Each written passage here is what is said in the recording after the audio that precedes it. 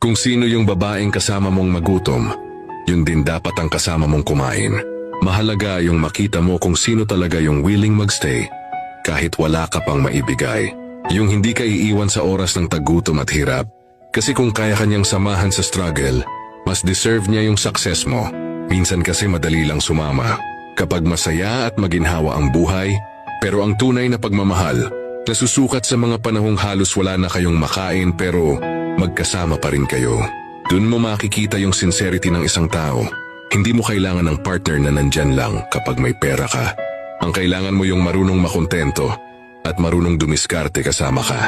Yung tipong kaya kang sabayan sa lahat ng laban kasi darating din yung panahon na babangon ka at uunlad. At kapag nakita mong kasama mo pa rin siya, mas lalo mong maiisip na hindi ka nagkamali sa pagpili.